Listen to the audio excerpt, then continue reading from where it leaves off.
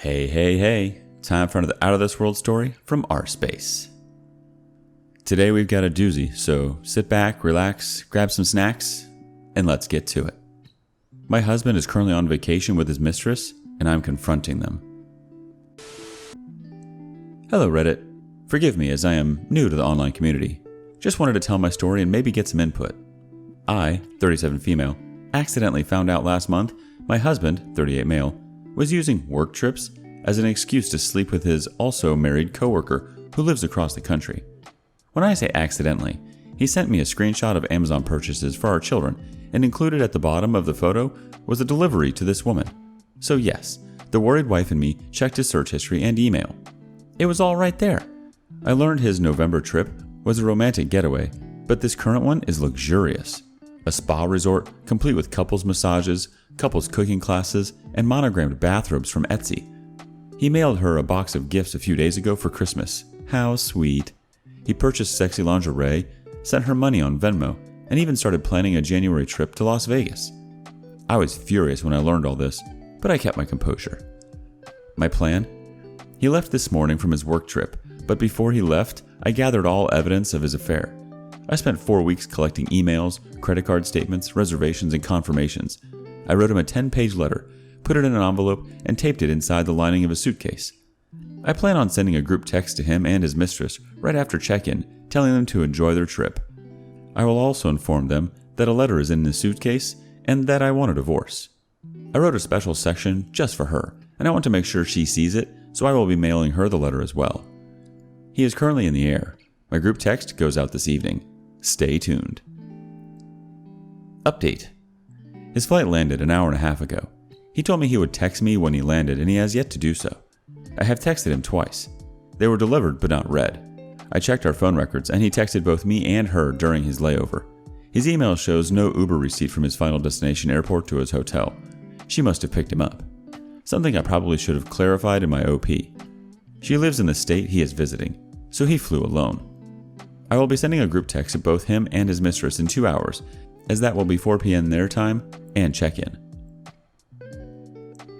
Update 2. Sent pictures of our children and he did not respond. FYI, he's in the middle of the desert.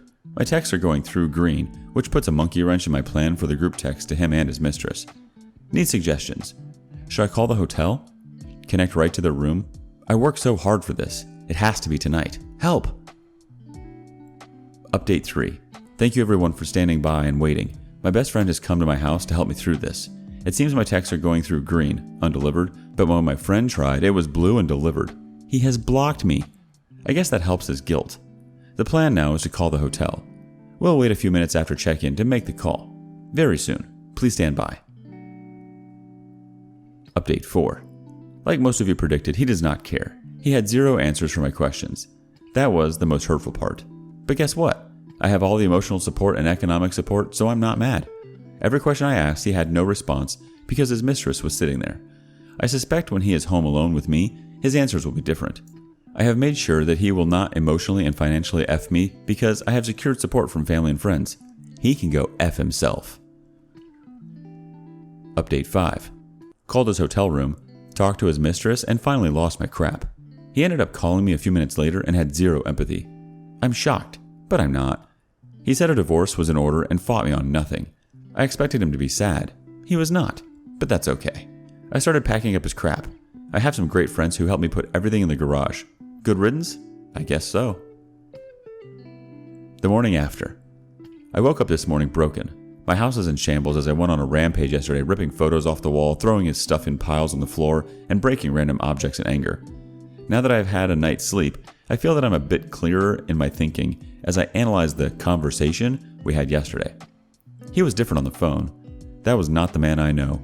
But who was the man I've known? Because everything was a lie. The only thing he cared about on the phone was getting the kids, which is perfectly okay. He should want to see his kids. But he refused to answer any questions I had or admit to anything. I personally feel his lack of remorse was because he was sitting in front of his mistress. If I confronted him at home, this would not have been his reaction. When he comes home Monday night, I expect to see a different man. Also, in my conversation with the mistress, I learned she is recently separated. I called my mom. That was hard. While she and my dad have always been loving and supporting, it was hard to make that phone call. I felt like a failure. I know it wasn't my doing, but to admit that I made a poor choice in a spouse was difficult. Was this all because of a mistake I made 13 years ago? Honestly, it doesn't matter. I have 2 days to empty my house of his things. Who do I tell? Do I call his dad? Do I tell his mother? Best friend? Work buddies? I wish there was a manual on how to do this because I'm lost. Even with all my preparation, I'm still humiliated. Luckily, he did not take his house keys when he left, so no need to change the locks. I'll be removing his keys and sending him on his way. I don't plan on seeing him when he gets home Monday night. Doors are locked, everything you own is in the garage. Have your people talk to my people and I'll see you never. Preparing for the return. My friends and family have been wonderful. I'm so fortunate to have such great people in my life. Yesterday, they came to help me move all of his clothing to the garage. His collectibles were all packed up and sitting here, waiting to be appraised. It took a very long time and I was exhausted afterwards, but it was necessary. I honestly don't think he expects me to have gone to such great lengths to remove him from my life. Because I was so emotional when I confronted him, there is a chance that he thinks I will want to reconcile. Fat chance, buddy. His flight lands a little before 10 p.m. tonight. When he Ubers back home, the doors will be locked. He told me on the phone he was just getting in his car and leaving. I will be holding him to that. Something I should have mentioned earlier, the house is in my name only. He had no credit when we first started looking, so everything is in my maiden name and purchased by me. Health insurance, car insurance, cell phones, utilities are all in my name. The only thing his name is on is his car. I think he realizes now it could all come back to bite him. I don't want a messy divorce. I'm willing to listen to his demands and try to meet in the middle on as many things as possible. He obviously doesn't care anymore, so I'm going to try to do my best not to care and treat this like a business deal. The dust has settled. It's been a few days since his return. For a man who so diligently planned a secret retreat with his mistress, he took no time to plan for his return home. He's been living in the basement since Monday. I allowed him to watch the children open gifts on Christmas, but he has since returned to the basement. We have contacted 3 mediators and have appointments next week to start the mediation process. It's obviously over. We had a conversation, argument, upon his return, and he actually asked about reconciliation. I laughed. I laughed uncontrollably. Of course he pushed blame, stating that our marriage has been over for a long time. Well, this is news to me. His actions of an affair were selfish and avoidant. He didn't want to have that hard conversation with me about counseling or divorcing, and this route was easier and a lot more fun. Let's face it, he likes the attention of 2 women loving and pining over him. Well, I'm no longer playing that game. She wins, and oh, what a prize he is. I have been amicable about talking about the terms of our separation. My biggest hang-up is her. He may continue seeing her, and I have questions about her character. What kind of woman or mother cheats with a man she knows is married and knows has children? When I confronted her on the phone last Saturday and asked her that question, she was silent. I asked her if she was sorry, and it was as if the line went dead. That kind of person I do not want around my children. People who show no remorse, especially when they are in the wrong, are not kind people. I have found solace in friends and family, and thank you to everyone's recommendations of Chump Lady. I'm halfway through the book. Read through the website and find it so helpful. Thank you again to everyone. I can't believe the outgoing of support. The trolls, sorry you think I'm an unfit and inattentive wife, but cheaters cheat because they want to. Thank you again to all. Not sure if you want a mediation update or if my story is over. Either way, I'm happy to have met you all. Where is the fault? If you listen to the books and advice always given about cheaters, it all says the same thing. It's not you, they made a choice. My soon-to-be ex insists things were bad. While I don't think we were Pam and Jim or Lucy and Ricky, I think things were good. This process has made me review who I am, who I've been, and who I want to be. Could I have made changes? Yes. Was I perfect? Absolutely not. But my decisions and actions were never detrimental to our marriage. They were more like sacrifices. And now I'm having those sacrifices thrown at me, and I'm being called neglectful. Is all this about attention? A narcissistic need to be the apple of someone's eye? Him and the affair partner are now blissfully in the honeymoon stage. Vacations, late-night phone calls like teenagers, present buying, etc. But what happens when the other shoe drops? What happens when she sees that he has very little patience with children? That he will walk past a sink full of dishes completely blind to them? When he doesn't pay the phone bill for 2 months because he is spending money on silly gadgets? What then? While it's not my problem, I'm sure his affair partner will take issue with these things. Perhaps then she will be put in the situation I've been in for a decade. Should she be the glue and hold it all together, or should she neglect responsibilities for his neediness? I've been told by him, someone who is having a relationship and spending large sums of money on someone else, that I am at fault. Perhaps, But what about the decades of cleaning up your messes? Maybe if I would have had 2-hour conversations with him every night, things would be different. But to be honest, I'm happy I'm here. Now reflecting back, I see how underappreciated I was. How neglected I was. All these years, I thought I was helping, but I was really being taken advantage of, and this affair is no different. Just a word of advice to all the mess cleaners, excuse makers, and spouse sheltering people reading this. Stop. Stop now. I've learned that all the helping is simply them learning how to manipulate you. Draw that line in the sand. Prepare for an uncomfortable situation when they start to stumble under the pressure of real life. But don't lose yourself. I lost myself years ago, and it's not a place you want to be. Mediation in the Move. We had our first mediation appointment via Zoom yesterday. It was very amicable, but only because I don't want to fight, I just want this to be over. He apparently wants nothing. Not the house, not the furniture, not what he's entitled to of my pension. He just wants to be done as well. As I've been packing up things in the house to declutter, I've been offering him things, but he wants nothing. I suspect the moment our marriage is dissolved, he will be packing up his collectibles and collecting and driving across the country to live with her. I guess I should be okay with this, as I don't want to be married to him anymore. It just kills me that he will be moving in with her and helping her raise her 2 children, while mine are fatherless. It makes me so angry. Seething. The man who was abandoned by his father is now doing the same thing. Something he said would never ever happen because of the mental issues it has given him today. Well, it looks like that, as well as mostly everything else, was a lie. Again, I take solace in the fact that their honeymoon phase will be short-lived. Reality will smack them both in the face, and she will realize that he can be more hurt than help. While I wish him well and hope for the best, our kids deserve more than a Christmas, Easter, 1 week in the summer. No dad at basketball games, Cub Scouts, birthday parties, and school plays. Meanwhile, a fair partner will have him and her children's biological father. I guess nothing in life is fair, and my boys will have to learn that lesson earlier than I hoped. He's gone. My soon-to-be ex left yesterday morning to visit her. I told him to go. I didn't want to spend New Year's Eve with him, and our COVID circle of friends who we celebrate with have zero interest in seeing him either. He booked a flight 30 minutes after I told him to go. My only stipulation was that he is back for this weekend, as it's my birthday and I really need a day to myself. I've watched the kids for 3 weekends now while he went to see his mistress. I thought I at least deserved my birthday to relax. He texted me while he was boarding that he won't be home for my birthday. Well then, he claims when he booked this, he booked a return for the evening of my birthday. When he tried to change it, he was put on standby. It would cost $1,000 to change. It was a red eye, etc. The excuses kept coming. He apparently does not realize I have access to the internet as well, and flights are less than $300 with the airline he flew. I told him this, and he said those flights weren't there when he booked. Lies. And he will take care of it. I just want him to be honest. If you don't want to be here for my birthday, just say it. If you don't want to spend the day with your children, just tell me. I can't force you to be a parent. I told him the flights were available and affordable. It's his choice to rebook. Ball is in your court. That's all I can do, right? Stay tuned for an update on his return this weekend. New Year's Eve Nightmare. It was 12:40 a.m. on New Year's Eve and there was still no call from him. I was angry for no other reason than I explained to the kids that even though Daddy wasn't with us, he would call at midnight to talk to them and wish them a Happy New Year. I was made to be a liar. So, I texted my soon-to-be ex and his excuse was, "They're with their friends. I didn't want to bother them." Excuse me? Bother them? You mean you didn't want your kids to bother you, is what you really are saying. If I was across the country on New Year's Eve without my kids, I would have called and done the countdown with them via FaceTime. I think most parents would, but not him. He said, "If you would have told me that you told the kids I'd call them, then I would have." He tried to spin this on me, that I created this mess. Why do I have to tell you that you need to call your children at midnight? This small act said a lot to me. Our children are not a priority. I guess he didn't want to ruin his perfect vacation at his new girlfriend's house with her children. He has a nice new family now. Today is my birthday, and he returns this evening.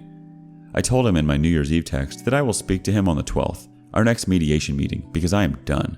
I tried to be civil for the kids, but he is not pulling forth the effort for them. Liar, liar, pants on fire. The past few days have been strange. We rarely talk, a decision on both our parts, and when we do, it's about mediation, plans moving forward, or the kids. We have been civil and communicate well about those items. We are also friendly in front of the children so as not to upset them. The situation is strange because we are getting along. There is no arguing. It's a shared focus to just get through mediation and divorce. That's fine by me. Last night while I was cleaning the kitchen, I heard him on the phone in the basement.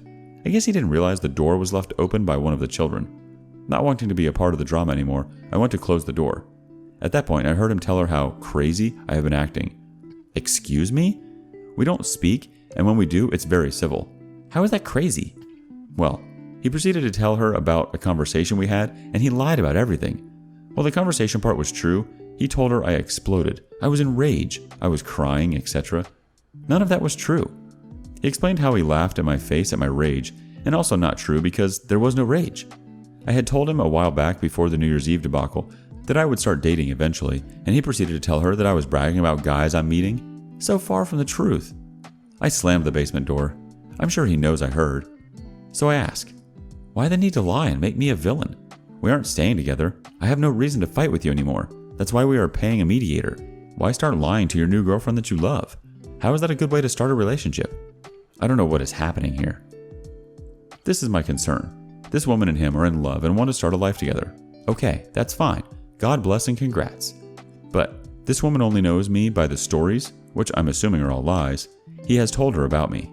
If he does move across the country to be with her, how can I trust a woman who hates me because of misinformation to treat my children properly? I don't care if she hates me personally. I'll still sleep fine at night. But now I'm worried about sending my kids in this summer to stay with them. I want to confront him about this, but I know I can't. Maybe it's not that I can't, but I don't know how. Also, he has told no one we are separated and definitely has not told people why. How come? You initiated this. You cheated. You are happy now. So why can't you tell people? He told his father that he was bringing the kids alone to visit him because he and I weren't seeing eye to eye at the moment. What? I would assume he's afraid to face the music or just finding comfort in the little love bubble he has created. He chooses to not face reality. He has yet to look for an apartment for when the divorce is finalized, but has booked another flight out to see her for Valentine's Day. He is refusing to face reality, and it's so frustrating. Mediation and empty promises. Yesterday was our second mediation appointment. While it was amicable, there was some obvious tension. The tension was not on my end, but on his. Let me explain. During our first mediation, we brought up the topic that he might move out of state. At yesterday's meeting, I asked what we would do about custody if he moves to this particular state. When I mentioned the state by name, the mediator was confused. This prompted her to ask him why this state is so far away. His answer? Well... Then silence. He couldn't put into words the fact that he was leaving to be with his girlfriend. I had to finally chime in, realizing we were paying by the hour, that he was moving to be with his girlfriend. I realized later that was the first time he had semi-confessed having an affair and a girlfriend to anyone. If you love this person so much, why can't you just say it out loud? That whole situation confuses me. Anyway, when it comes to dollars and cents, I will be fine. He will also be fine. He will have enough to do what he needs, and so will I. We have agreed to a physical custody scenario that allows him weekend and dinner visits. Fine by me. I want my boys to have their father. But the situation becomes a bit more difficult when he moves. While he said yesterday he plans to stay here at least a year, I doubt that will actually happen. When he does move across the country, he wishes to return for one weekend of every month to see the boys. Again, I'm fine with the scenario, but where will he stay that weekend? He has no family. Will he just be taking the boys to a hotel? Again, I don't think he actually thought this through. This is a problem we will tackle when he does decide to move. Lastly, the mediator said it could take about 2 months to finalize everything. He and I spoke after the session to go over some facts and figures, and I brought up the tentative finalization date of our marriage. I told him how 2 months is a good amount of time to save more money and find an apartment, to which he agreed. I also reminded him about his promise to not return to visit her until our divorce is finalized, or he has a place to live. He quickly became frustrated, telling me that he knew and tried to shut down the conversation. I told him I'm happy that we are on the same page, but I'm not budging. If you leave while you still live here, you cannot come back. That is something we both agreed to. Now the big question remains. Who does he break a promise with? Obviously, it's a win-win for me. Stay home and help me with the kids while you save $500+ and move out quickly, or leave to visit her and I get you out of the house sooner. I'm happy with either decision. I just want to move on with my life and enjoy my moments with my children. Out for a swim. When I took this dive into the Reddit community, I had no idea where I would land. I thought my feet would hit shallow ground and I would be ankle deep on the banks in an uncomfortable swimsuit all alone. But to my surprise, this deep ocean of Reddit readers has engulfed me into their warm waters, and I am surrounded by a sea of support. For this, I am thankful. I'm also so touched by the droves of people who have reached out for advice or offered their own experiences as lessons to be learned. To the ones seeking advice, I tell them, I am not an expert swimmer. I am merely doggy paddling through this sea of hurt and confusion. Please don't use me as a sign of strength, because the truth is, I am not strong. I am you. I am the woman who reads because they are suspicious of late-night phone calls her husband takes. I am the spouse who has shouldered the entire family and is in desperate need of support. I am the woman who misses affection from her husband who is next to her in bed every night. I am you. To those people who have yet to catch their partner cheating but are suspicious, trust your gut. Cheating is a coward's choice, so be braver than them and face the truth. To the spouse who is the fixer and takes on every challenge, take a step back. When you help, even with good intention, you are actually just hurting yourself. To the spouse who has tried everything to receive physical attention from their partner but to no avail, their affection is probably going somewhere else. These are lessons I wish I could have told myself months, if not years ago. Listen to me, or just listen to you. To the sharks in the water who call me a bad mom, a crazy bitch, fake, or even just think I'm out of my mind, you will find no blood in this water. So it's best you move on and find a thread where the OP will chum the water for you. It's so very easy to read and judge. This I understand. I just hope that if this ever happens to you, that you will be as brave, logical, and composed as you expect others to be. If not, you will find sharks circling you as well. So I hope you are as strong of a swimmer as you claim to be. If you are still reading, my saga survival continues. Our final mediation papers will arrive this week. We were able to settle everything at the last meeting on January 12th, and the documents just need our signature. After that, the divorce papers need to be served and filed with the county. Then, we await our court date, which will be done via Zoom. Yes, a bit anticlimactic, but it will still serve its purpose of divorcing. He has started, finally, to look for an apartment, but nothing is to his satisfaction. Maybe he is being picky, or maybe he is comfortable living in the basement. Either way, once the divorce papers are stamped, he needs to be gone. He has started making phone calls to her during the day, and I can hear him giggling downstairs. I am happy he is happy. I really am. This isn't passive-aggressive. I know I will be happy one day too. He just got there first, and that's okay. I feel like my life is in limbo right now. I can't move forward because I'm chained to the past. I'm hoping his move will be soon. I suspect he wants out for February 1st, so he can go visit her for Valentine's Day. I hope for his sake, and mine, that he makes his deadline. I will update again after I receive the mediation paperwork and divorce papers are served. I'm sure that will stir up a lot of thought and emotion, so I'm certain it will be a doozy. Till then, I'll keep doggy paddling. Souvenirs. If you've been following along, then you know that there was a chance he would leave for Valentine's Day to go visit her. Well, he left this morning. He told the kids, "I'm going," as he walked out the door, leaving me to explain a few hours later that he had to leave for work when they started asking for him. I have learned that I can't have expectations. Just because I would try to be more honest with the kids doesn't mean he would. I was really proud of the fact that I didn't even engage him in the discussion, debate, argument of going. Yes, I had loudly vocalized some feelings a week ago when he told me he was going, but I have not engaged him about it since. All I asked was for his flight info so that I would know when to expect him back. He did not provide this information. Maybe he thinks I'm not entitled to it. Either way, he left and I was fine. While we had the conversation multiple times, in which he agreed that he would not visit her again till he had an apartment, he reneged on that agreement. Shocker. He claims that he has every right to be here, which he does legally, and he can do as he pleases. He put down a payment on an apartment a few days ago, but says he doesn't know when he is moving. What? The bills he pays in the house are less than the child support he will have to pay, so I think his decision to stay longer might be a financial one. I've offered him any piece of furniture he wants in the house. I even offered to pay for half of the cost of bunk beds for the boys. I just need him to leave. I have no idea why he is dragging his feet. But I learned through a mutual friend and former work colleague of theirs that she recently had COVID. When I say recently, I mean the Board of Health from her state said she could stop quarantining 3 days ago. But what about her kids that are in the home? Were they living there during her quarantine? Are they positive? Perhaps they are asymptomatic. Will my soon-to-be ex be bringing me and our children home a COVID souvenir? I'm livid. COVID insensitivity. For all those messaging me with concern and for updates, I apologize for my tardiness. It has been a heartbreaking 2 weeks. To amend my absence, I will be posting 2 updates tonight. Let me start from the beginning. My soon-to-be ex left for his getaway on February 12th and did not return until February 15th. During his blissful vacation, my family and I suffered a great loss of one of our most beloved members to COVID. I was a mess. Everyone I loved was devastated. I called my soon-to-be ex on February 13th and told him the prognosis was not good. It was loud where he was. There were children yelling. He He informed me he was outside with her kids. Wow. Can't remember the last time he took our children outside, but I digress. I shouldn't have expected him to care about my bad news, but he was concerned. I guess there is still a decent bone somewhere in him. That concern would not last long, though. Upon his return, as he usually does, he schedules a COVID test.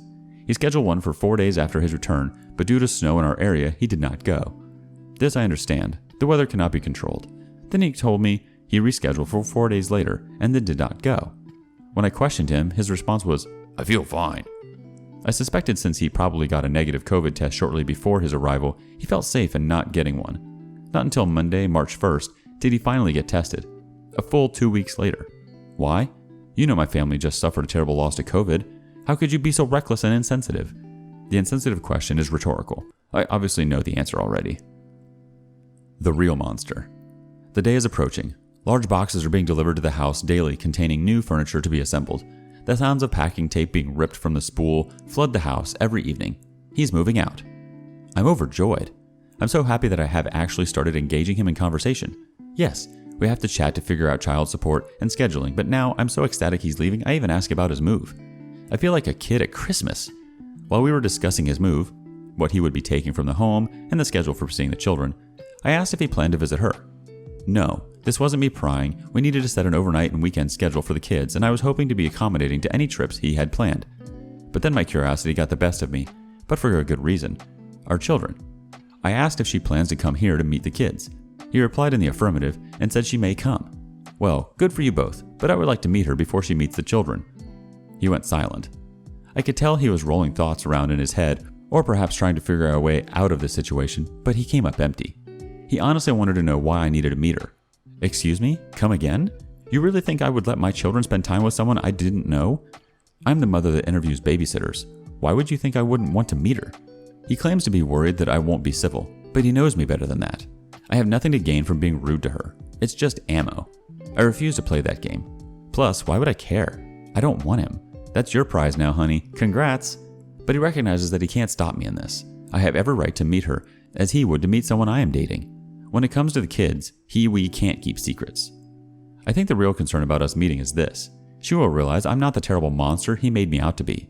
His plans of assassinating my character to build himself up or to receive pity from her and the constant gaslighting will be revealed. She will see that I am not pining over him, quarreling with him, and that I'm genuinely a good person. Maybe she will see that he might be the real monster. Like father, like son. My soon-to-be ex was quiet. More quiet than usual. Almost sulking. I don't understand his motivations anymore and what he actually cares about, so I left it alone. Not my business to care and comfort anymore, right? That evening, after the children went to bed, he sat alone at the dining room table. It was as if he was waiting for me to address him. I did not. Sulk, that's your issue, not mine. After he received no attention from me, he made the big announcement. He claims he told everyone what happened between us, including his father. Then, oddly enough, he started to cry. Full ugly tears. I thought these were tears of embarrassment and shame. He then proceeded to tell me the conversation he had with his father was the first time his dad has actually acted like a father towards him. While that statement in itself is unsettling, it is also confusing. I'm guessing his father supported him? I know if it was my son, I'd support him, but also have some strong words about how he went about this and how he should probably proceed in the future. But it looks like he received 100% support. So, while I understand, I don't understand. Something was wrong here. Last week was my youngest son's birthday. I had asked my soon-to-be ex if he would like to invite his father over for cake. He texted him several times with no response. He learned through their confession last night that his father was in another state for work. Okay, understandable. But here's the kicker. He went away, with a new girl he is dating. Why is this strange, you ask? He just asked his wife of 30 years for a divorce at the end of January. So this makes me think, is adultery a learned behavior? My father-in-law abandoned my soon-to-be ex when he was 9 years old, the same age as my eldest son now. Is there a pattern here? Or is all this just a crazy coincidence? I could not help myself, so I messaged my mother-in-law. She confirmed they were divorcing. I asked if there was any infidelity, and she claims to her knowledge no, but I know better. She said that my father-in-law started to withdraw from her. He started picking fights with her and avoided interacting with her last fall. Then in January, he said he wanted a divorce so that he could find himself. A man who is in his 60s, close to retirement, needs to find himself? Sounds like a cop-out to me. But now that I've learned there is another woman, which my mother-in-law does not know, I understand that this bloodline of men are truly selfish and unfit partners. I know all the comments will tell me to tell my mother-in-law about the infidelity on his part, and I plan on doing so. I just need a little more information before I break the news to her. Moving trucks and spilled tea. It happened. Finally. He's gone. My basement is so empty and quiet it echoes. The day he moved a box truck, pulled up to my house, and my children ran to the window to watch.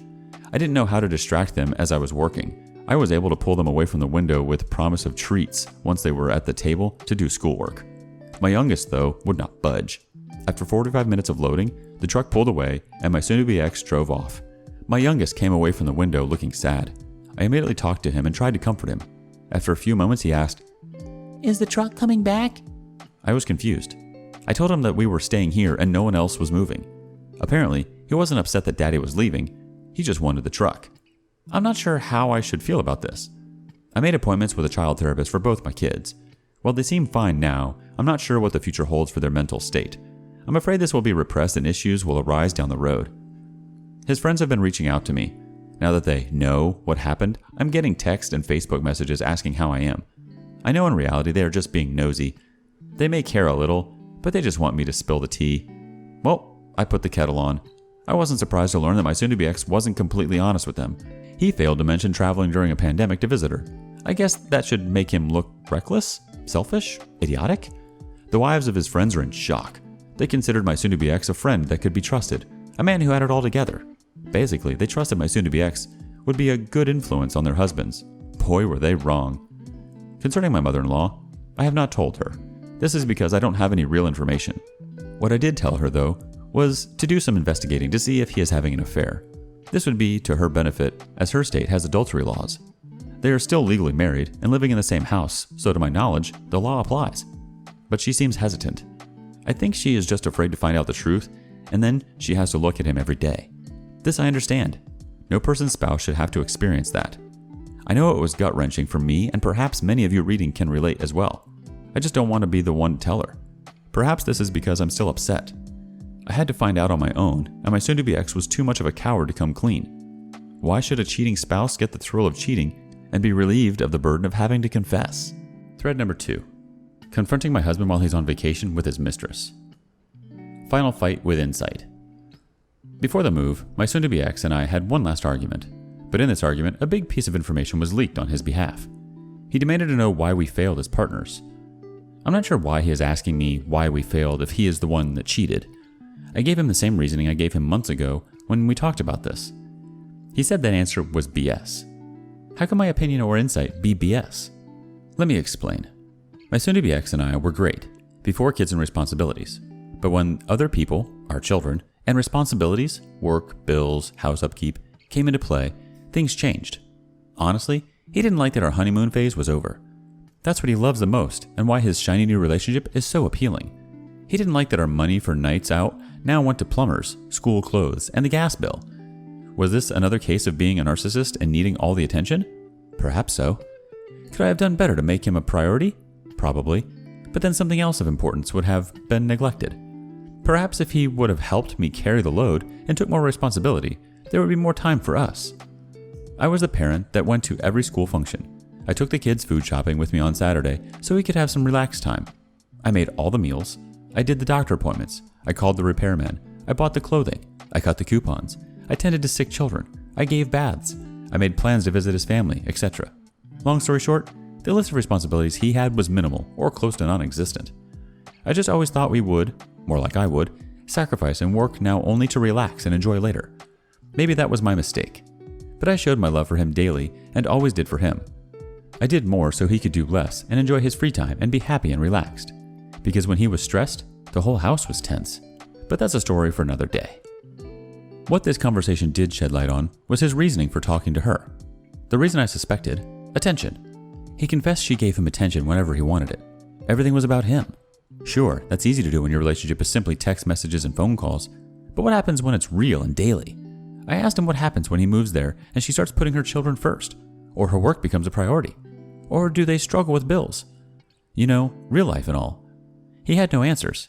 I asked what happens when this fantasy long-distance romance becomes a tough, daily reality. Again, I don't think he thought that far in advance. Can he stay on his best boyfriend behavior? Can everything stay magical when the world stops revolving around him or them? Looks like he will find out soon enough. I understand I will probably receive criticism for this post. People will say I neglected him, so he had no other option but to leave. But let's not overlook the fact that he neglected everything in our life, so the slack was mine. This story is not new. Some spouses have been doing this for ages.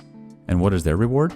The spouse they tried so desperately to give a better life to leaves or cheats. Is this manipulation? Is this me trying so hard to make everything easier for everyone else that I sabotage myself? All I wanted was an equal partner, but that's something that I never got. Mediation Meltdown. So after months, our mediation paperwork is completed. What a relief, or so I thought. While we had talked previously and agreed to everything, there was one section we never mentioned which our mediator added. It reads as follows. New partners.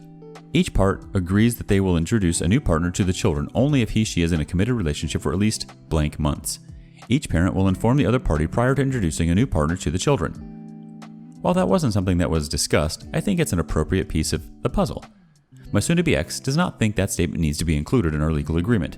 His statement was, "That's a conversation between you and I that a court or judge has no business being in." While I see his point, my point was this. We are divorcing. Nothing can be left to a handshake promise.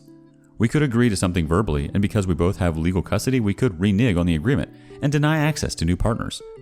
Having this in black and white protects us both. He swore he wasn't signing it until that portion was removed. But if the mediator included it, then this must be common practice to do in a divorce. So this prompted me to ask, when does she plan to come here to visit? This must be the motivation, right?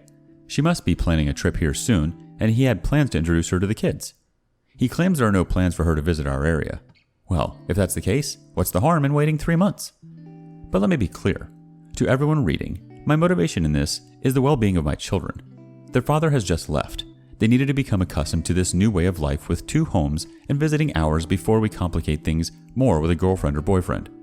I've also made appointments for them next month. That was the soonest I could get, with a psychologist to help them process this divorce. Now is not the time to make this more complex.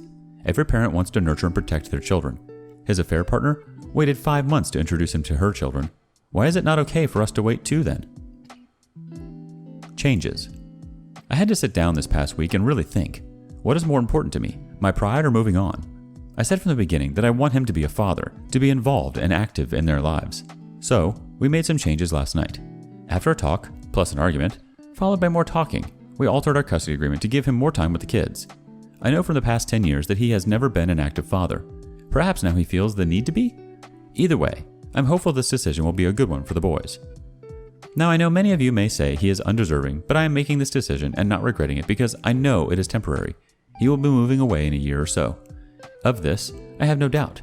Once he packs up his belongings and he drives across the country, our arrangement will change.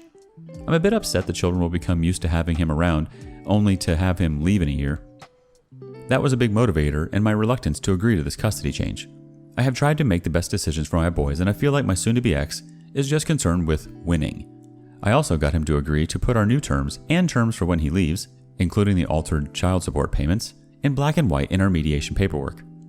I think the delay by our mediator to supply the paperwork led to him overthinking and wanting to change the agreement. He agreed in January, but now claims he never agreed to it. So I guess our mediator just created these terms which we discussed out of thin air? Okay, sure buddy. I also think his girlfriend chirped in his ear a bit about what he should do.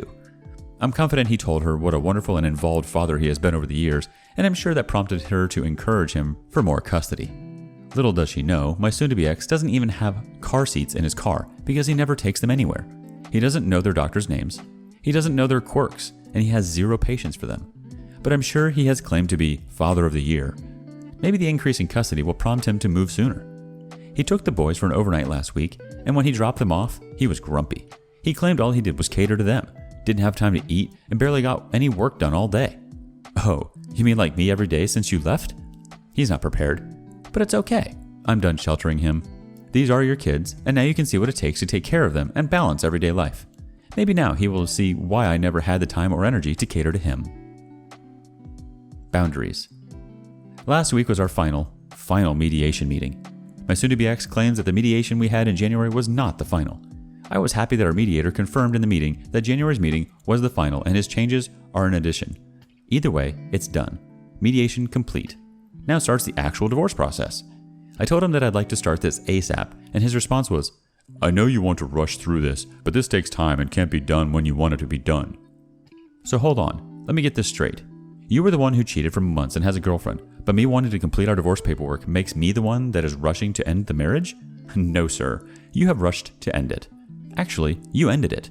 Now we are just completing the paperwork, but the marriage was dissolved in September when you started sending her flowers. Or perhaps in October when you started flying to her state during a pandemic to have sex. So pardon me if I'd like to cut the cord legally. You have already severed it emotionally. Even though we aren't legally divorced, he has been taking the kids 3 to 4 nights a week on a rotating schedule. Truth be told, I'm happy he is stepping up, but my children don't like it. When I tell them they are going to daddy's, they cry. Because my ex lives in an apartment building and my children have grown up in a single family home. My oldest son calls his apartment a hotel, not a house. When they are there, they miss me and I feel terrible. On one of their first evenings there, my youngest called me from his iPad 4 times. I wanted to give them space to be with their dad, but after the 5th phone call, I answered. My soon-to-be ex was on the computer working. He showed me on the video call, and my youngest was left in his room to play. He was bored and seeking attention. I told him to play with daddy when he was done with his call, and I would see them soon. After we hung up, I got an angry text from my ex telling me we need to practice boundaries when we have children and respect each other's time with them. The children were now asking him when they can come home. He said to me, this is their home as well and they should know that. A few things about this. 1. If you were paying attention to the kids, they would not call me. I understand you are working, but I work from home as well and they are never calling you while I am here. I have to tell the kids to call you and even they don't want to. 2. Boundaries? You have been coming to the house every night on my days to say goodnight to them, so you can come to my home and see them for 45 minutes every night, but I can't answer my son's 5th phone call to me? Here's some boundaries. You can't come here anymore. He is very regretful he brought up this argument because it hurts him more than me. I have no problems playing fair, but you have to play as well. 3. If you want your kids to feel like your house is their home as well, then you need to tell them, not me. Okay, I get it, but they don't. So you need to have that conversation with them, not me. I've just resolved myself to the fact that I will always be the bad guy. The Gymnast. I've always been flexible. Well, physically not so much with age, but flexibility in situations has never been a problem. My soon-to-be ex fought me on a 50-50 custody agreement, one in which I agreed to. Our original agreement was for a 65-35 split, which gave him every other weekend plus a few dinner time visits in between. For someone who has never been an active father, this should have been enough. Apparently, now he thinks he's super dad and wishes to take the lead. This would have been helpful years ago, but better late than never. He contacted me the other day, telling me he will be picking up the kids for 2 overnights this week. Mind you, he is supposed to have the kids 2 days on 1 week and then 5 days the next week. I tell him that he can have the kids over the weekend as well. This is when he tells me he has several work trips and personal trips to see his girlfriend coming up, so he needs me to be flexible with the visits. Flexible? I thought you were the I need to see my kids more dad now. The dad who needed more time and less time and child support from me with his children. Where did that guy go? The month of April, he has had the kids for 8 nights total. Total! And when I mention this isn't 50-50, I'm the bad guy and need to be understanding of his work and personal life. Excuse me, I have work and a personal life too. Well, not really a personal life, but I hope it's too soon. Why do I have to be flexible to you and you aren't to me? I told him I offered him the 65-35 split that would allow him more free time for work, pleasure, and he didn't want it. He said I was steamrolling him into taking that agreement and he wasn't happy with the time he'd have with the kids. Touched that he wanted more time with the kids, I agreed to this, and now that it's in black and white, I have to have the kids more and receive less child support because you can't keep up with the deal you wanted? I think in all honesty, it wasn't about seeing his kids. It was about not giving me what I asked for. He says I rely too much on our agreement and that it's just a guideline. We don't need to live and die by it. But I think we do. It's a legal document about our children and our assets. So if we don't live and die by it, will you stop paying child support? Or maybe decide that you want things that are mine? It's just a piece of paper, right? For a man who led a double life, had an affair, had a girlfriend, and wanted out of this house, he sure doesn't seem to want to face the reality of what a divorce actually is. So if he doesn't take the kids for his 50-50 visits, what are my options? Start this process again with another agreement? Take him to court? I think perhaps my best option is to not be flexible, and when their numbers don't add up, we go back to court. I don't see any other option. Transparency. This past weekend was Mother's Day. It was a strange day this year, but still oddly more enjoyable than previous years. My soon-to-be ex has been taking the kids on the schedule I created, and so far, no issues. He has yet to pay me any child support, but I will give him till the 15th till I make a stink about that. The boys are with him over the weekend, but he returned them on Sunday, so I could spend the day with them. I asked him while he was here if he had called his grandmother yet. His grandmother is the only family, besides his equally unfaithful father, that he speaks to. He told me he spoke to her and that he told her that we have separated. I was shocked. This was a big one. I knew it would be hard to tell her, and the news would give her a heart attack.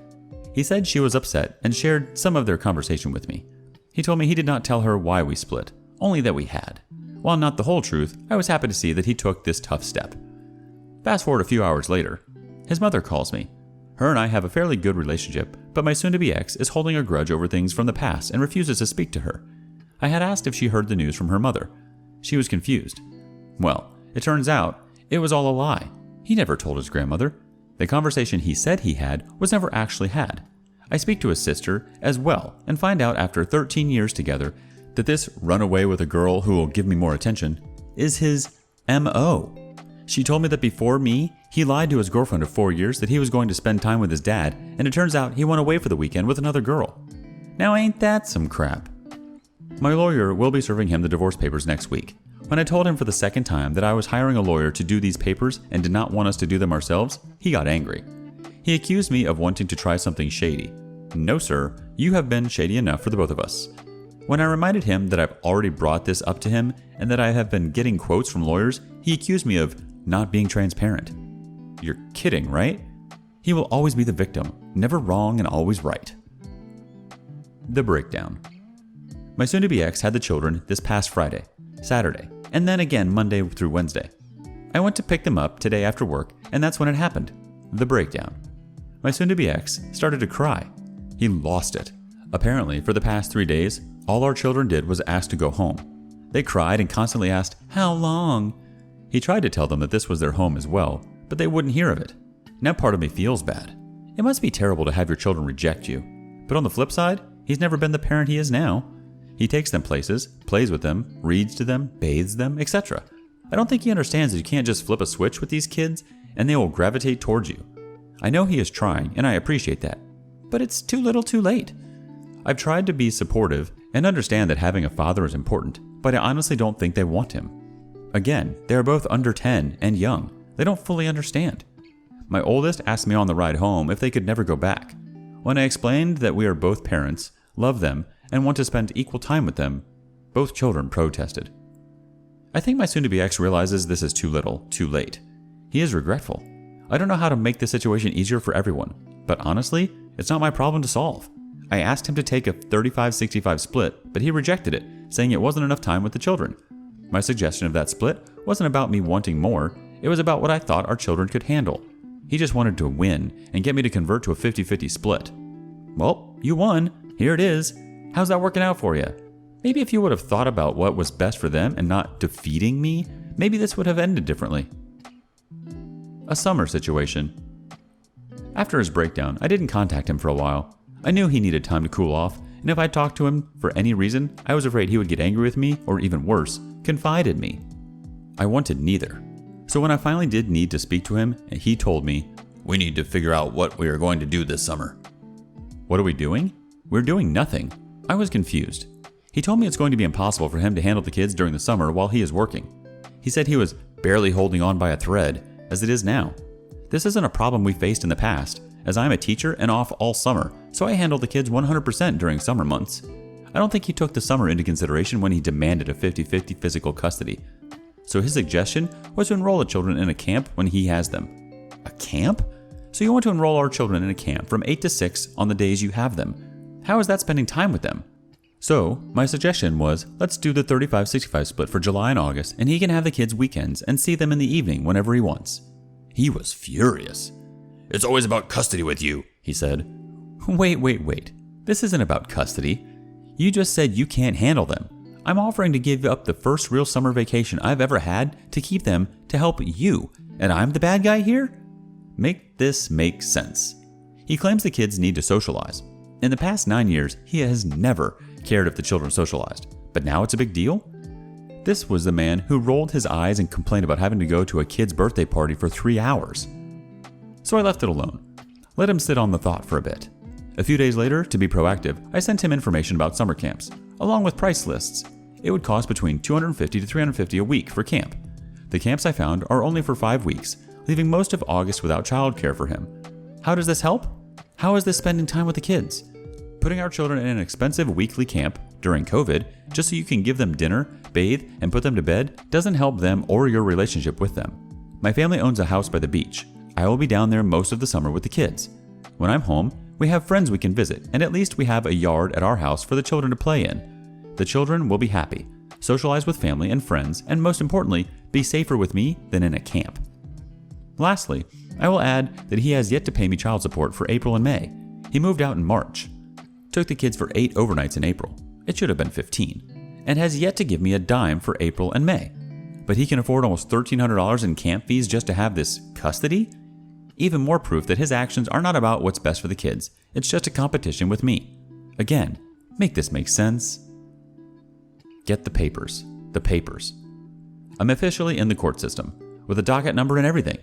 It is on its way to becoming official, and I feel elated. My soon-to-be ex does not seem that excited. This past weekend, he flew out to her state and attended a family wedding as her guest. I'm happy they are taking these steps as a couple because if they are happy, he will move, and the farther away he is, the better. When he returned, he was now excited about the divorce, asking me when the lawyer would send him paperwork to sign and what the timeline was moving forward. He was on cloud 9 after his vacation and wished to hurry this process up. The day he was having his share of paperwork notarized was also the day I was going to pick up the children from him.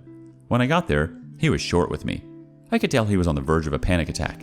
He hurried us away and then texted me later explaining he, in fact, was in the beginning stages of a panic attack. But why? He told me he was feeling overwhelmed. Between the kids, work, managing a household, and maintaining a social life, he felt burnt out. Wow, this sounds oddly familiar. This was my story for the past 10 years. The reason I didn't go on date nights as often as he liked was for this exact reason. Part of me felt bad because I know what that feeling is like. But another part of me relished the thought of his struggling and coming to the realization that that was my life and reason for his cheating. So, how should I react? After I took a second to think, I blurted, "Wow, that sucks. I'm taking the kids to the beach this weekend. See you Monday morning when you pick them up." I decided to give him the support he gave me for 10 years. If anyone knows what movie this post's title is from, then you know. You gotta do what your heart tells you to do. D-Day. Sunday, it's happening. The day I've been waiting for, and he's been dreading. I'm going to meet my girlfriend. I'm honestly excited. He, on the other hand, is in a panic. And I understand why. I exploded on that woman on the phone and said some terrible things. And I also understand it's going to be hard for him to hide his lies about me being insane when we are face to face. He texted me a few days ago and told me that he would be picking the boys up on Father's Day to head down to the shore with them, and she would be accompanying them. When they come to pick up the boys, we can have a chat. I'm fine with that. I'm actually relieved he wasn't planning on taking the boys to the shores alone. I don't think he can handle them both on the boardwalk or in the arcades. He is very worried that I will cause a scene when I meet her. It's actually the exact opposite. I plan on being myself, very friendly and welcoming. I need her to see I'm not that emotional woman that I was on the phone and in my letter. I mentioned to him via text that I would not jeopardize the good relationship he and I have had recently with each other and co-parenting by being mean to her. His exact words, "I don't need you to speak about what you and I have." But why? Why wouldn't the fact that we are getting along and co-parenting be something she shouldn't know? And then I remembered. He lies. He must be telling her I'm impossible, that I'm a terrible human being, that I'm difficult and unreasonable. How can he make this lie hold water if I'm polite and friendly to her and him? The boys have each made something for him, and I got a small gift from the boys to give him. We will present him with those things in front of her. I feel like I saw someone who was supposed to be cruel and insane do that to their enemy. I'd have questions as well. Also, I plan on packing snacks for the boys and him for the trip. This is something I'd do for whether she was there or not. Are those the acts of a crazy and hateful person? I think not. Lastly, and some of you may not agree with this, I'm going to apologize for how I spoke to her. I know she was wrong for what she did, and if she ever wants to apologize, I'd listen. But I'm not proud of how I spoke to her on the phone. That was the worst side of me. I think she understands my actions, but my apology is not to get on her good side. I want to be a bigger person.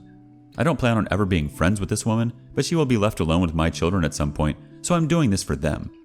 Also, my selfish motive, If she is happy and feels comfortable with my soon-to-be ex, she will want him to move out of state with her. I want this, so I won't do anything to jeopardize this move. I will update you all on Sunday evening with a play-by-play of our meet. My strange meet cute. Since my last post, my head has been swimming. I spent so many months envisioning this moment, and now it is here, and all the scenarios I've run in my head seem like cheesy movie scenes. None of it is plausible. I finally decided yesterday to not go into this meetup trying to prove who I am to someone, but more so just be myself, and stop worrying about the impression that I leave on her. She has an opinion of me that is clouded by his lies, so there is no sense trying to change her mind. So I asked myself, who am I? And then I remembered that before this whole fiasco, I was the person who killed with kindness. While that kindness was manipulated by my soon-to-be ex, I was the one who was in control now. So I did what I thought was right. My children made Father's Day cards for him, and then I had them make cards for her.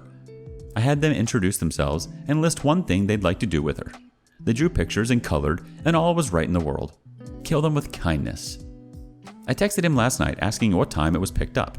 He was at dinner and said he would text me back when they were done. I woke up at 6:30 with no text from him. I texted him at 6:30, 7:30, 8, and finally received word back from him just before 9. Be there in an hour. Okay, now that that is settled, what do I wear? I opted for the true to myself outfit. Leggings, flip-flops, and a cute off-the-shoulder shirt. Very me. Hair, curly. Makeup, light, but with a generous amount of mascara. It was now 9:40, so we sat and waited. The boys grew antsy. At 10:30, I got a text that his stomach was upset, so they ran a little late. Sounds like a case of nerves to me. Then at just before 11, they arrive. I assemble the boys and the gifts, and we come outside. There she is. Right there. Standing on my steps. For a hot second, I raged inside. I wanted to say something smart like, "You left me for this?" I looked over at him, and the look of panic and tension on his face told me that by doing that, I'd be the monster he has fictitiously talked about. So I went back to my motto of kindness, extended my hand, smiled warmly, and introduced myself. She was shocked. Where was this lunatic I've heard so much of? Why isn't she trying to claw out my eyes? I can only imagine what was running through her head. The boys presented their gifts to Dad and then gave her the cards. Shock took her over again. Cards that aren't death threats? How? Why? At this point, her mood went from fear to pure embarrassment. I must say it was more delicious to watch that shift than it was to potentially pull her hair out. We hustled the boys into the car, and as my soon-to-be ex walked to the other side of the car to get them in, I turned to her. Shock and fear had returned to her face. She had difficulty making eye contact with me. I could hear my soon-to-be ex heart beating from 10 feet away. I looked at her and said, "Blank, I just want to apologize for how I first spoke to you. I was an emotional wreck, but I said some terrible things, and that was very unlike me. I know my actions were justified, but reflected back on that day, I'm unhappy with how I acted towards you." "Hello, Shock. Have you met our dear friend Guilt?" A wave of guilt took over her as she bumbled through her own half-assed apology. She couldn't say the word affair. Instead, she said, "What happened?" Own it, girl. Just own it. But she did end her nonsensical word vomit wishing to have a conversation with me about what transpired. I used the word transpired. Most of her words were less than 2 syllables. My soon-to-be ex, who had started to look relieved, now tensed at the idea of her and I having a chat. I have already promised myself I won't speak badly of him to her. Maybe I'll just give her a link to this thread instead. Ha! Now I look forward to her spending 48 hours with him and our kids. Now she can see the short temper and lack of patience he has. It is going to be very hard for him to keep up his Father of the Year act. I'm sure my children will give me a play-by-play of how their visit went. I will update you all on Wednesday when the children have returned. Thank you all again for supporting me on this journey. Today was a big day, but I'm proud of my growth. Part of that growth is from the support I've received from you all. So many, many thanks. Futile Friends. On Sunday evening, I sat home alone, glass of white wine in hand, and replayed the morning over in my head. As I sipped, I let the interaction play out in my mind and tried to analyze the scenario. My interpretation was that she was stunned, he was floored, my kids were indifferent, and I was victorious. I was pleased with my behavior and felt that there wasn't much more that could be done. She would leave Monday evening, and it would be some time till her and I spoke again. Then, almost as if prompted by the gods themselves, my phone pinged. Random number with a strange area code. My heart dropped. I knew it was her. I stared at my phone without opening it for a good minute. I knew that opening this text was opening a door I wasn't sure I wanted opened. Perhaps she would just be apologizing, or maybe thanking me for earlier. Were the kids okay? Or perhaps she would have questions or concerns about him and wanted an ally. I knew after opening that text, no matter what it said, things would never be the same. Here's what it said. Hi, blank. It's blank. And sorry for the late text, but I just wanted to send a quick message. Thank you for being so kind to me today. You didn't have to be, and I wasn't sure what to expect. But with all of the needed introductions, I was nerve-wracked. You instantly made me able to breathe again. Smiley face emoji. Your boys are wonderful. I genuinely enjoyed spending time with them today. That's a testament to their mom and dad, and I admire where you and blank have landed with co-parenting. From my own experience with it, I'm aware that can vary day to day. Haha. I'm sorry for the way things started for you and I, but meeting you today makes me feel hopeful for whatever may come next. Don't feel any pressure to respond. I just wanted to thank you. I hope you have a good night. Simple, right? Straight to the point. A message of thanks. For a split second, I regretted my decision to be kind to her. I took away some of her worry and fear, and yet none of my emotions have changed. But then, I remembered. I'm not in the wrong here. I don't need anyone to tell me it's okay because I was not to blame. We spoke a bit more, and by the end of the conversation, I felt sorry for her. She has no idea what she is getting into with him. She thinks he is her knight in shining armor, but little does she know she will have to polish and maintain that armor for him. She was just like me many years ago, blindsided by shiny armor that was really just tinfoil. Lies and playing pretend were all that he really gave me, and I fear this will be her outcome too. The other side of that coin is that she deserves this. You had an affair. She read in my letter that this wasn't the first time I suspected he was unfaithful, yet she thinks it will be different with her? Come on, sis. You're smarter than this. You gotta do better, girl. After I picked up the boys, they gave me rave reviews about her and their father. It seems they were rightfully spoiled while she was there, and Daddy didn't yell or lose patience once. Amazing, huh? My youngest asked me if this was his new sister. I had to explain the concept of separation, divorce, and parents dating. Apparently, even with his girlfriend in the room, my soon-to-be ex avoided an actual conversation with our kids. Sigh. Some things never change. So while they won knockoff Marvel prizes at the arcade with her and their dad, it seems she has won the biggest knockoff prize of them all. My first second. For those of you that love the dirt and gossip about my soon-to-be ex, I'm sorry. This is not a post about him. This is a post about me. A little while back, I sat in my home in silence. The children were gone, and I was in partial meditation trance, thinking about what I want with my future to look like. I'm 38, I have 2 children, a job, friends, gray hair peeking from my temples, a tight family, future schooling for my 3rd degree, a mortgage, cellulite, and a kind but damaged heart. Where do I go from here? And more importantly, who would want to go with me? Dating was easy in my 20s. My skin was tight, I could be spontaneous, everything I owned fit perfectly, and going on an 11 p.m. date for drinks was totally doable. I am not that girl anymore. So how does a woman like me meet a man that will like me? I'm lost. Are there bars? Nightclubs? Pottery painting? I've seen speed dating on TV. Does that really exist? Or is that reserved only for sitcoms? Reluctantly, I Googled how to date in your 30s. Some of you have probably beaten me to the punchline, but the answer was right in front of me. Online dating. I cringed. Having no real reason not to, I created an online dating profile. I filled in all the blanks, set my preferences, uploaded a few pictures where the outfit fits right and the lighting is superb, and I published the page. I walked away from my phone full of nervous energy and grab a snack. Chocolate will help. After I eat out of pure anxiety, I return to my phone. I have a message from the app. I'm afraid. I ignore it out of fear and, strangely, guilt. Fear that he may be a serial killer, and guilt because my soon-to-be ex has moved on. I feel guilty that I am still legally married and on a dating site. I do the only logical thing next. I go to bed. I lay in bed and try to remember what a first date is like.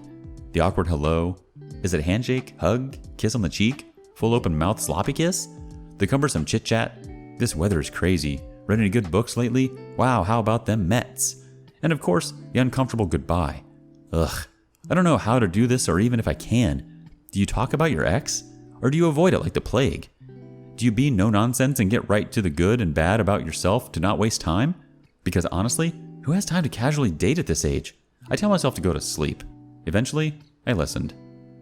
I wake to sunlight, the hum of the AC, and a pinging phone. I have a text from my mother and 14 messages, all from the dating site. This must be a mistake. I must have put the wrong age or been too lenient with my preferences. I scroll through message after message and see that these men all share the same thing. They are interested in learning more about me. I sift through profiles like they are resumes for a job and land on 3 potential candidates. All around my age and location, all divorced, all wishing to converse with me. My nerves have not transitioned to excitement, but peppered with a bit of anxiety. This is it. I'm doing it. Officially jumping into the deep, dark dating pool.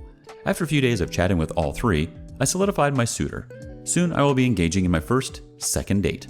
Wish me luck, and we'll update soon. Thread 3. Gaslighting or Overreaction? Today, my soon-to-be ex dropped off the kids after having them for a few days. He told me yesterday he would be dropping them off at noon. When 1 o'clock arrived, I was a bit worried. All my texts to him were answered with 1 or 2 word answers. That is strange for him to do. I get a text at 1:45 that he is on his way and that the AF is with him. What? I was never informed that she would be here with the kids. I have no idea if she has been here the whole time or just flew in today. I was furious. I don't care if it's her or anyone else. I want to know who my children will be around. Period. Full stop. So they arrived, and I let her into my home. While he sorts through the mail, she stands awkwardly in my foyer. So then I say, I will just tell both of you since you are here. If the kids are going to be around her or anyone else, I want to know. I support your relationship, and I'm happy you, affair partner, are here with them. I just want to know beforehand and not after the fact. He looked offended. He smashed his face almost in disbelief. She stood statue still and refused to make eye contact. I understood her position. She was in enemy territory, and then I hit her with a bomb. I'm not mad at her. She probably had no idea he didn't tell me. Maybe he lied and said he did. Who knows? But she is a mom. I'm sure she gets my point, whether she agrees or not. My issue is with him. I know I'm right. I know it should be a non-discussion, common sense if you will. But no, he left being very cold to me, and I started to second-guess my decision to say something. Did I let my emotions get the best of me? Or did he gaslight me and make me feel like I'm crazy? Did they think because we had one meet that she had the green light to play stepmom now? Publicizing Paradise. Newlyweds always look forward to their honeymoon. White sandy beaches, tropical drinks with little umbrellas, sex all day and all night. Paradise, right? Well, my soon-to-be ex and I never took one. We were in the process of buying a house and could not afford to do both. Well, I say we were buying a house, but in reality, it was me. I put the 20% down and the mortgage deed is in my name because he was broke and had terrible credit.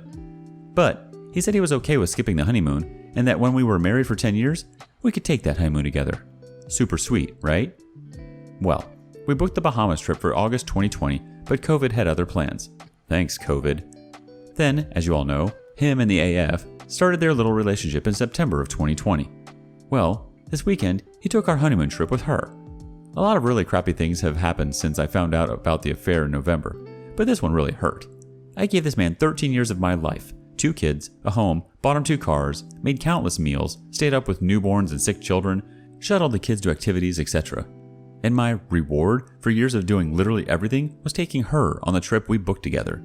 He really twisted the knife and he plunged it into me with this one. So this past weekend, I unplugged. Took the boys to the beach and had our own mini vacation. I was keeping myself occupied and spent time making memories with the boys. Saturday evening after the boys are in bed, my phone rings. It's my ex-mother-in-law. She probably is just checking up on the kids. A bit of backstory, they've had a rocky relationship over the years, and he does not speak to her for things that I found out later were mostly just lies and stories he made up in his head. Anyway, I ignored the call. I just didn't feel like chatting. A few minutes later, my ex-sister-in-law calls me. Now I think something is wrong. I answer. She is concerned and angry. Are you okay? What's going on? Have people been calling you? I was so confused. Well, as it turns out, his affair partner took a picture of them together in the Bahamas, posted to her Facebook, and tagged my soon-to-be ex. What? I was in complete shock. Let me explain. A lot of people don't know about our situation. I haven't told my extended family, most of my coworkers, and even some friends. He was so paranoid about his family finding out because he knew they would be upset, especially his grandmother who thinks he is the golden child. So there it is, out on social media for all to see. Our shared family members, my coworkers and friends. I was livid. He took away the possibility of us salvaging our marriage with this affair. My hands were tied. He was in love with someone else. Fine. Now he took away my privacy. My marital status is now out there for all to know. Again, I was stripped of the ability to make a decision for myself and tell people on my own time. I went through my phone and saw I had missed calls from 2 coworkers and a friend. I can only assume that's why they called. I haven't called them back because I don't know what to say.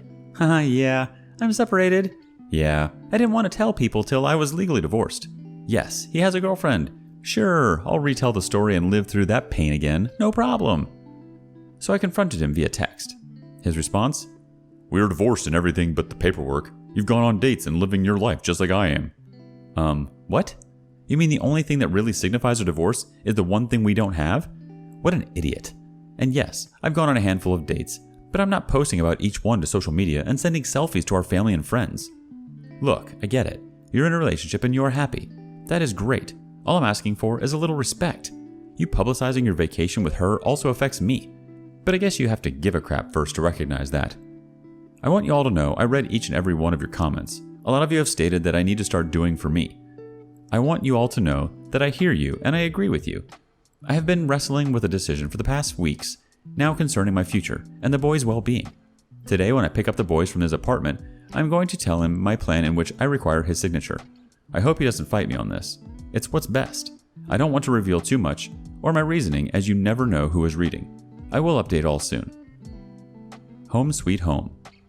Months ago, when we started the mediation process, there was a great deal of negotiating. We both flip-flopped on our wants and made compromises. One thing I was never willing to compromise was retaining the house in the divorce. I made concessions and declined alimony, but never wavered on the house. It was agreed that the house would be 100% mine and there would be no alimony. Now, because my soon-to-be ex-wife was so done with the mediation process and looking forward to his new life, he never took the time to have the house properly assessed. Instead, he opted to just take a number off an outdated website and use that as our base point to figure out home value. Idiot. Our mediator did the numbers based on what we owe on the house and what our profits would each be. Then she figured out what alimony over a period of time would be, and it was close to what his profit for the house would be. So he agreed to the arrangement. But the home value was inaccurate. He didn't know that, but I did. So now that our divorce agreement filed into court has me owning the house, which is only in name, by the way, I had to have him sign off that I could sell it before the divorce was finalized, and that he could not retain any of the profit from the sale. He came over to pick up the boys, and I talked to him about it. I explained how a move would help the boys as we would go live with my mother, who lives in a fabulous school district. It would also allow me to not struggle financially and allow me to return to school for my third degree without worrying about tuition or childcare. Our kids would have round-the-clock care from me and my retired parents and be close to their cousins who also live in that town. He agreed it was a good idea, signed the paperwork, and left. I immediately sent the papers to my lawyer. A weight has been lifted off my shoulders. The next morning, I awake to a long text message from him. With time to think and time to speak to his affair partner properly, he became very angry. He accused me of making a selfish decision and it wasn't best for the boys. So you mean to tell me a better school system, town-sponsored sports teams, living with grandparents who have time to spend with them, going to school with their cousins of the same age, and allowing me the ability to not struggle financially and providing them with more is a selfish idea? So I asked him, when he plans to move across the country to be with the affair partner, will that move be in the best interest of the boys or him? Silence. He knew I was right, so he switched gears. He then complained about the commute for him to pick up and drop off. I reminded him this move adds to my daily work commute as well. It is not just an issue for him, but it would benefit the boys, so I'm willing to do it. Plus, it's only 18 miles farther from him. It isn't clear across the state. Then the real reason. He wants money. He said he deserves some of the profit for the money he contributed for 10 years. Okay, I see your point, but you gave me the house willingly after I declined alimony. Then you signed off willingly that I could sell before the marriage was finalized. You should have done your research about what the house was worth, like the mediator suggested, instead of just relying on the internet. If I give you a dime, it's out of the goodness of my heart because I'm not obligated to do anything for you. So I asked him, after all these months and what you put me through, do you deserve my kindness? He changed the subject and complained about something else, avoiding the question and the obvious answer. Now I get to truly start over. My boys and I will be surrounded by family who love and support us. I will have zero financial worries, be able to return to school, put money away for the boys' college, and have enough left to put down on another home when the housing market settles down. This is a decision that was necessary for my future and the future of my boys. I've been waiting to get to the point to be able to do this, and the time is now. The boys will start in a new school with their cousins in September, and I'm already looking into town sports and activities for them. I know my soon-to-be ex is angry and bitter about this, especially since his hands are tied. But he made a decision for himself a few months ago to start this affair, and that was exactly how I felt. Now we both move on and look towards the future we selected for ourselves. Layups and Rebounds. The past few days I spent at the beach with my dearest friend and her children. The kids played, ate pizza, swam, and made great memories. We all did. I appreciated the mental break from life and just kicking back and soaking in all life has to offer. In the evening we tucked in our children, who were rightfully exhausted, and then sat outside in the warm, salty air and talked. We sipped white wine and gabbed for most of the evening. It was so lovely and a reminder that good friends are so necessary. The family that you can choose. Of course, our conversation drifted from time to time to my soon-to-be ex, and that is to be expected. She started speculating on why and when and all the factors that could have led to his decision, and there were so many questions. After finishing our glasses, we came to the conclusion that there was no rhyme or reason, and logic fails us in this inquiry. What we did start to explore, which I had not previously, was what were her motivations? She illegally divorced and a month later is dating my soon-to-be ex. Granted, they were friends and former colleagues, but to jump right into serious dating less than a month after a divorce seems strange. My friend then said, "She didn't even get the chance to have a rebound." Then it hit me. Is my soon-to-be ex the rebound? A man was giving her comfort during a difficult time, giving her gifts, flying to her, etc. Is it possible this is a safe and comfortable rebound for her? Aside from regular visits, he has flown out there 3 times just to accompany her to weddings. During my investigation before the confrontation, I read multiple messages from him telling her that he loved her, and she did not reciprocate that sentiment. Maybe she does now, but she did not then. Again, I know this is futile, a waste of my time, and will be fruitless, but I'm so curious to the possibility. I know many have stated that I speak too much about him, should move on, live my life. I am a woman, hear me roar. But the real truth is, this post is therapy to me. A diary entry, if you will. At no point did I ever expect or promise to be a role model or a beacon of shiny light to struggling victims of infidelity. Instead, I am being honest and truthful to what surviving a cheater looks like. It's unforgiving, it's empowering, it's a struggle, and most importantly, it's a process. So yes, I will get to the happy place we all hope for. But until then, this is the journey. Take the ride with me and see the reality, or sit on the sidelines and wait for the happy ending. Makes no difference to me because I'm strapped in and gunning the gas. Buckle up, Buttercup, because it's full speed ahead. The Red Eye. Back in May of this year, I made the custody schedule that my soon-to-be ex and I currently follow. I took into consideration all of his visits to see her and I structured a fair and equal schedule. Again, that was May. He left on Wednesday evening to go visit her, and he was set to take a red-eye home last night, Sunday, and then pick up the boys this morning. I confirmed the pickup times before he left, and even during the day Sunday. I awoke to this message today. While I was not happy, he seemed sincere, and I understand flights are currently unpredictable. I had appointments scheduled for today and plans this evening, which I had to reschedule. I had to also explain to the boys that the schedule for today had now changed. I told him he should probably avoid red eyes moving forward, and he agreed. Again, I'm relaying all of this to you very calmly, but I was a bit frustrated and annoyed this morning. Then, I retold the story to my sister, and she commented, "It seems weird that he got the same exact flight time. Sunday flight schedules are usually different from Mondays." She was right. So I looked up the airport he was flying out of, and there was no delayed or canceled flight scheduled for that time on Sunday evening. He was lying. He never scheduled a flight for Sunday. He was always due to return Monday evening. He just didn't bother to tell me. When I called him out on it and asked for his flight cancellation information, he just sent the new flight for this evening and said he wasn't going to get into this with me today. All I asked was for a screenshot from his United account showing the flight was canceled, and he couldn't do that. Instead, he just insisted I was crazy and failed to provide any evidence that he was in fact telling the truth. This is a great example of what he does. On the exterior, he is kind of apologetic, but deep down, he is manipulative and sneaky. Then, when I call him on the BS, he is defensive and dismissive. I'm frustrated because he is always telling me we need to communicate better, and meanwhile, he still refuses to do so. Do as I say, not as I do. I wonder if the affair partner knows he did this. I doubt it. This woman is welcoming this pathological, manipulative liar into her life, and she has no idea. I honestly feel bad for her, but I guess that's what you get when you knowingly poach a cheater. He is probably telling her I'm going off on him for a completely different reason, always making me the bad guy.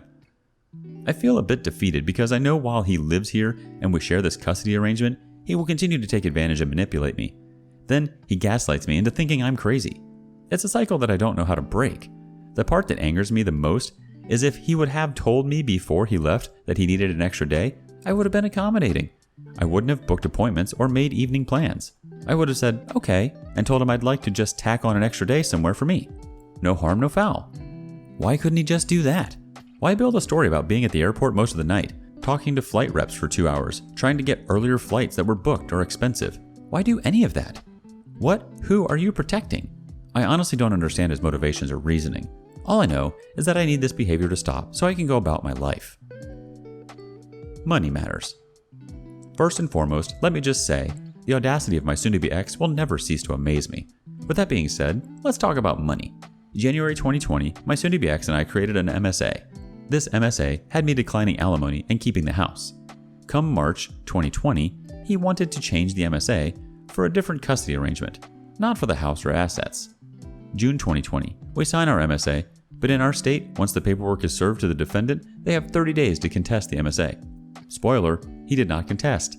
July 2020, I decide I want to sell the house, so I have him sign another legal document waiving his right to the home and any equity profit from the sale. Now, fast forward to September 2020. He wants the house. I swear this man makes his own rules. Luckily, I had hired a lawyer already, and she explained to me that his chances of getting the house are now non-existent, but he could fight the relocation of the children. She explained that would be a lengthy procedure and very expensive on both of our ends. I know for a fact that my soon-to-be ex is struggling financially, so I called his bluff. I told him to get a lawyer. I can prove financially that I need to sell the house. I can also show they are moving to a far better school district, will be attending school with their cousins, have more opportunity for extracurriculars, and will have round-the-clock care from grandparents. I took the children to see their new school, and it is quite amazing. The kids are so excited to go to their new school. I have all the chips stacked in my favor. Also, our MSA has him tentatively moving out of state at some point. Why would a judge agree to keep them closer to their dad if he will be leaving soon? His defense for the relocation? It's a long drive. Really? The commute went from 12 miles to 28 miles. I didn't move across the state. Is it convenient? No, I get that, but it's not impossible. He suggested the boys start their new school in January. January? He said they should stay in the house until it's sold. This suggestion makes no sense. If the commute is your issue, how does that commute change in January? Newsflash, it doesn't. It makes zero sense to have the kids start a routine only to pull them out. They will start a new school and be behind on whatever curriculum they are teaching. So I thought about it. What is his motivation to push for January? Then I realized his lease is up in March. He is probably moving to her state. So a commute from January to March is much easier than September to March. Once again, a decision made in his best interest and not in the boys'. I think he sees the odds are not in his favor on this one, and he has stopped fighting me. For now. So money. It makes the world go round, right? It apparently makes my divorce more complicated as well. Insert eye roll.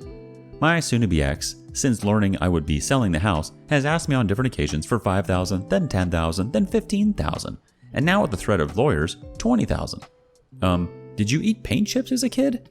'Cause you are seriously delusional. You are entitled to nothing. If I give you a dime, it's because I want to, and you can't give me a dollar amount that I am gifting you. It's my money, buddy. I told him I'm no longer entertaining talks of money with him. He knows he's at my mercy, and I kinda like it.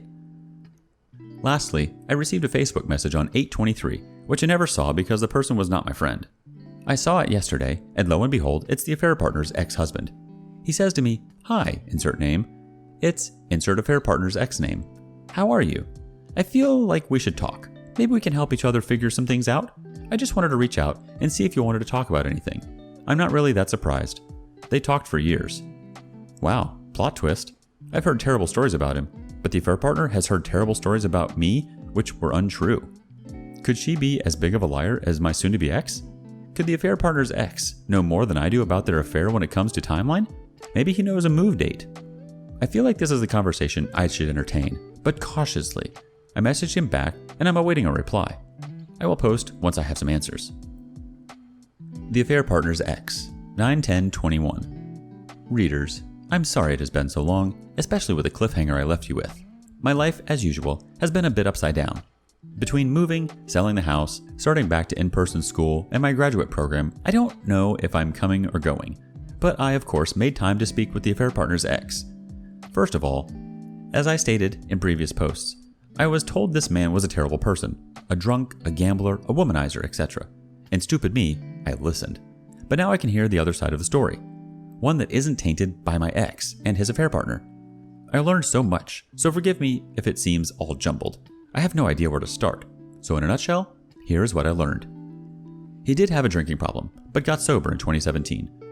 The affair partner's ex has known that they have talked for years, and unlike me, knew there was romance brewing. I learned that my soon-to-be ex met her a few years ago for dinner when she was in the area for work, and he told her that he loved her.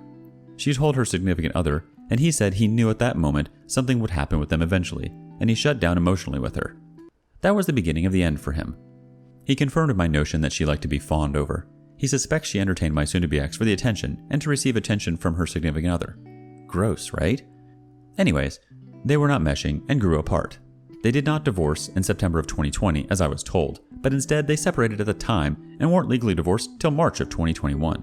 Even grosser, right? She raked this man over the coals financially as well. She closed out their joint account and took all the money and then filed for divorce. What a peach, huh? She brought up his 2017 rehab stint to get full custody with supervised visitation for him. She is also introducing him to her family and friends as her new boyfriend and leaving out the affair and the fact that he is married still. The affair partner's ex is apparently still friendly with her family and some friends and wants to make sure that this fact becomes common knowledge. Justified exposure, and I'm here for it. The affair partner's ex also thought my soon-to-be ex was already living in their state and was not aware he was staying in her house with her when he visited. Spoiler, it's his house, not hers. Needless to say, he is not happy about this. He was also not aware till he found me on Facebook that we had children together. Apparently, this wasn't an important detail for the affair partner to bring up when she mentioned my soon-to-be ex to him. He also confirmed that she is a spender. Money is like water, and she will probably bleed my soon-to-be ex dry. We ended our hours-long text chain with a job for each other. He is tasked with finding out the official move date for my soon-to-be ex, and he would like to know when he is traveling to their state and staying in their house. Phew, that was a lot. I hope you were able to digest all of that. I had a rather expensive phone call with my lawyer the other day. It turns out he can challenge the MSA for the house, but it will be a long process and the divorce will probably be finalized by the time it goes through. She also said that timing isn't good, as he had 35 days to dispute the MSA and he waited until after I put the house on the market to fight for it. She assures me the judge will see this as a backpedaling money grab on the legal document that we both agreed to and not support it. As for my relocation, he can also dispute that, but I officially live in this new town and have completely moved out of my house. My soon-to-be ex claims I violated my MSA with legal custody enrolling them in a new school. My lawyer again reminded me I am the custodial parent, and if I moved, they have to go to school wherever I live. He is still pushing for the $20,000, and my lawyer is confident he has zero grounds for receiving it and will ultimately give up this fight as it's an expensive legal process and he is currently in the red financially. Oh, get this. The boys had their first day of school on Thursday, 9/9, and I was going to pick them up from my soon-to-be ex's place on 9/8 and bring them with me so they can start fresh in the morning. The evening of 9/8 was technically his night to have them, but he agreed to me taking them the days prior. So he sends me a text changing that 9/8 was his night, and he would keep them home on their first day of school unless I agree to the $20,000. Excuse me? Did you just hold my children prisoner for a check? Are you admitting truancy? I told my lawyer this, and she balked. She said this will be the first screenshot she presents if and when we go to court. Bottom line, nothing is in his favor. His affair partner is trying to squeeze me like she did her ex. But baby girl, you don't know me, so you obviously don't know who you are effing with. Playing the long game, 9/20/21. Have you ever seen A Bronx Tale? It's a classic coming-of-age mafia drama with a touch of romance and a dash of racial tension. Okay, I know Siskel and Ebert, but I think this film is a must-watch. Lately, I've been thinking about this film much more. There is a scene in the movie in which the young protagonist is angry at a kid who has not paid him back $20 that he lent him. Sonny, the wise crime boss, father figure, asks him, "Was he a good friend of yours?" And the young man replies, "No, I don't even frickin' like him." So Sonny tells him, "There's your answer right there. Look at it this way. It cost you $20 to get rid of him. He's out of your life forever." I keep circling back to this scene because I feel like it is so relevant to me now. My wish, selfish as it may seem to some, has always been that my soon-to-be ex would move away and leave my boys and I to move on peacefully. Is it possible that by giving him a check that I can make this happen? Again, I'm just toying with the idea. I know my soon-to-be ex. I know what he ultimately wants, and that's to leave and start a life with her.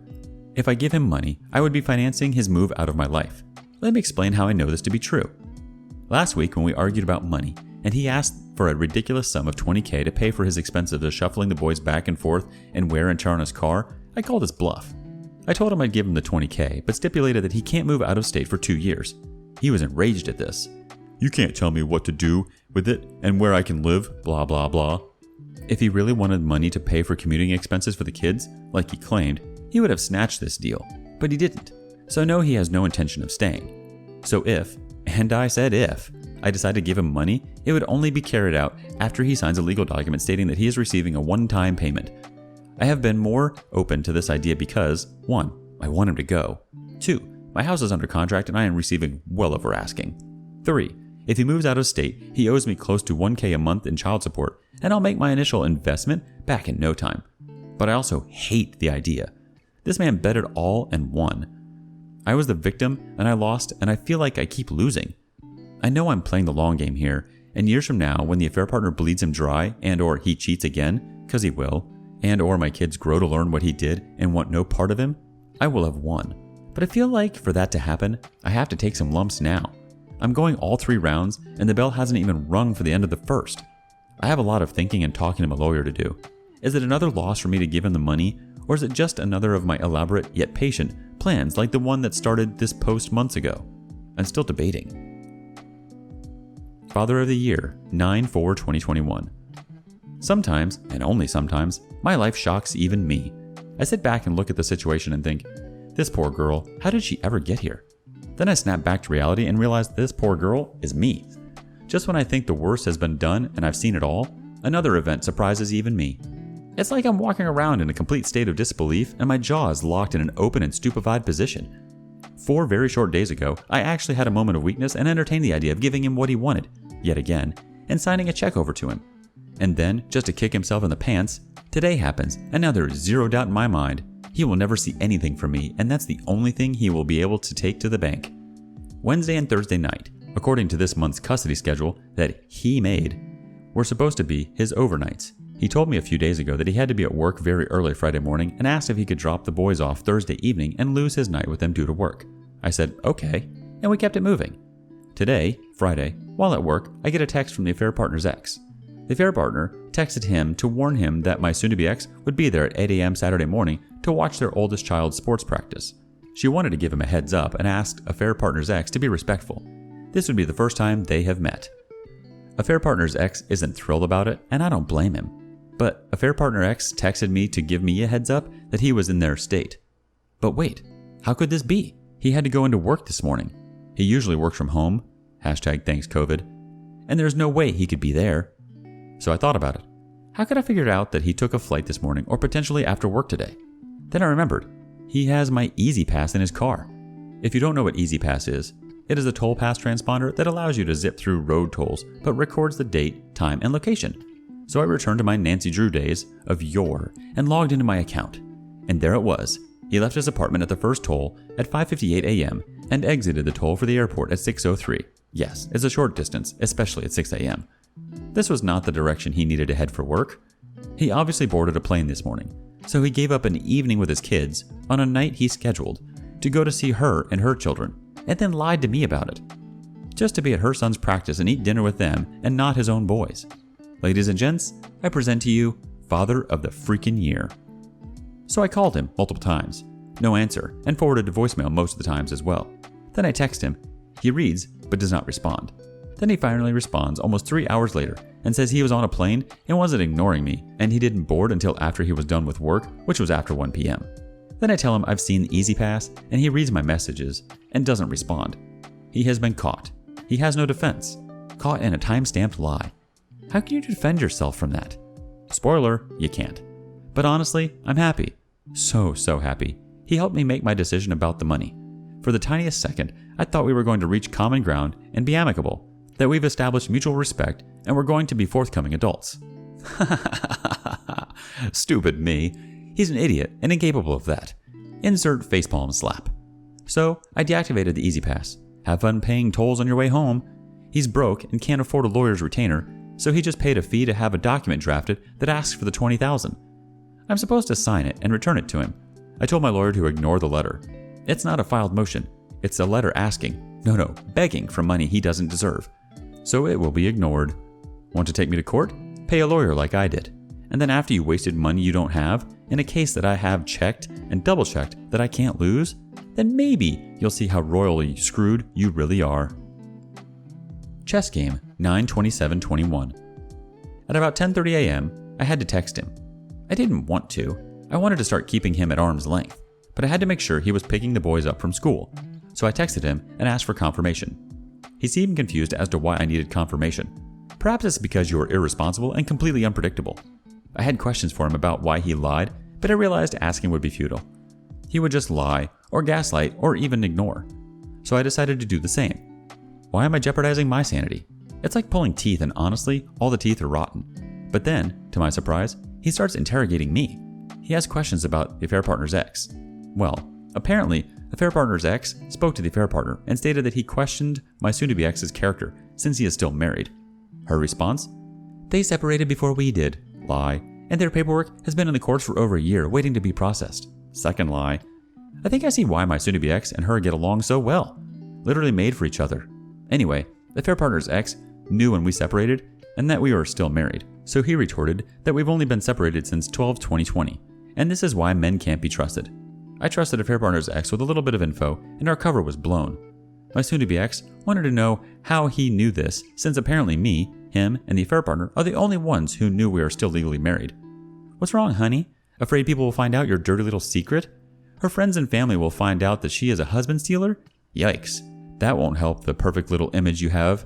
My soon-to-be ex claimed the affair partner's ex is scum, unsafe, can't be trusted, and if I'm talking to him, I need to stop.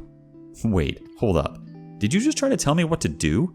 I'm sorry, you must have me confused with someone who has to listen to you. 'Cause I know damn well that's not me. So I ask, what does it matter if I talk to him? I didn't choose to have children with him. If he is so unstable, her procreating with him is more unsafe than me speaking to him. This sounds like her problem and not a me problem. Again, I think him saying he is unsafe for the children is using her kids as the scapegoats. I think they are just afraid of their dirty laundry being aired. Concerning the neglecting of our kids to hop on a plane to her state, he claims that I have it all wrong. Warning, here comes the lies and gaslighting. He claims he drove to the airport in the morning, boarded mass transit and headed to work, then returned to the airport and hopped a plane. Are you crazy? This is the craziest thing I've ever heard. Not to mention he lives in a commuter town, close to the city he works in, than the actual airport. How does this even make sense? My reply, listen, blank, it doesn't matter. I don't ever expect you to be honest, and that's fine. You've lied to me for over a decade, and I don't expect any of that to change. It doesn't matter. It's a fair partner's issue now, not mine. Then he went on to defend himself, claiming he hasn't lied about anything. A dear friend told me he thinks he is playing you and winning, but he is playing this game alone. I'm not a competitor sitting across from him at the chessboard. Each time he thinks he's winning by dealing me a blow, he's actually hurting himself. Every lie he tells makes it a little bit easier to not give a crap. Every stupid, selfish thing he does only helps my case against him. He is playing this chess game by himself, and every winning move is a loss. Only once the divorce is finalized and the chessboard is cleared will he see that his king has fallen and all the pieces are mine. Thread 4. Bad Company. 10/6/21. Wolves travel in packs. Elephants form herds. Birds flock together. Cheaters keep close company. Could this last statement be true? I believe so. Let me tell you all a story. My soon-to-be ex had two close friends. These friends, along with their amazing wives, would spend time with my soon-to-be ex and I going to dinners, children's birthday parties, concerts, and football Sundays. While the wives and I had no connections except our husbands, we ultimately became friends. This is the story of those women, their soon-to-be exes, and how narcissists attract narcissist friends. These women are now all divorced or going through the process. We have found strength in each other, and for that I am grateful. If you thought my story was intense, I hope this post makes you realize there are women in situations just as inconceivable as mine. I addressed the other two members of the First Wives Club about posting their stories, and they were excited to let the world know, anonymously of course, their stories. I asked each woman to select a nickname that represented their ex, and I'm excited to tell you the story of Dobby and Campanella. Dobby. This man was an outgoing man who was always the life of the party, sometimes irresponsible, but always concerned with the well-being of others. He was always very kind to me, and when he met his now ex, I was over the moon for them both. She is a smart and spicy woman who is kind and painfully honest. They seemed to complement each other so well, and I even shed a tear at their wedding. But only a few short months after their wedding, things would take a turn. Dobby was cheating with men. Yes, you heard right, folks, men. And how did she find out? Well, he came clean via text message while she was working. Wow, talk about timing. Now we can blame someone who battles with their sexual identity? No. But to not be upfront and honest about their uncertainty with their partner before the marriage and then accept their sexual identity and opt to cheat is what stings. She was hurt and confused and questioned how she got there. While he looked for men online and through apps, she was left in the dark. Of course, his narcissism mentally made him a victim. She is the only one legally divorced now, and she is living her best life. Moved out of state, got a great job, and is embracing her new lease on life. I'm so proud of her and hope to be her one day soon. Campanella. Let me tell you about this man. This guy literally stepped in it when he met his soon-to-be ex. She is a literal beauty queen who is kind, comes from a good family, and is very intelligent. But early on into their marriage, there were questions about his loyalty to her. On one occasion, she found a Bumble profile of his in which his profile picture simply cropped her out. Idiot. On the outside, he was outgoing and a friend to all, but obviously, he was too friendly. While he not only had issues with commitment, he also had issues that need to be clinically diagnosed. When I say this, I mean his mood shifted in the wind. He started to become very nasty. He would yell at her and say such terrible and undeserving things. Perhaps he was pushing her away out of guilt? Or maybe he's just a jerk. My money is on the latter. But never fear. Remember I said she was intelligent? She started recording his rants and verbal abuse. She had enough evidence and was about to leave, but he got smart and realized what she was doing. At that point, he took her phone and deleted all of the saved voice memos and even took a swing at her. Big tough guy, right? The next day, she picked their child up from daycare, filed a restraining order, and never returned. Today his moods still change. He sends her pictures of women he's dating, and then a day later, he's begging her to get back together. The first wives and I agree that he is only doing this because the fear of being alone is now overtaking him. Who will feed his narcissistic ego? He will probably be just like my soon-to-be ex when he meets a new woman, to coddle him. My point in sharing these stories was simple. We are all dealing with narcissists. Some stories are more complex than others, but all are tragic for the victims. So if you are reading this and think my story is too wild to exist, please know that my story is one of many that can be told. In the end, though, we are all better off for taking the steps to move on. I hope if you are struggling with a narcissist, cheater, abuser, or overall piece of trash partner that you take the steps to leave and move on. There is better out there for you. You just need to step outside and find it.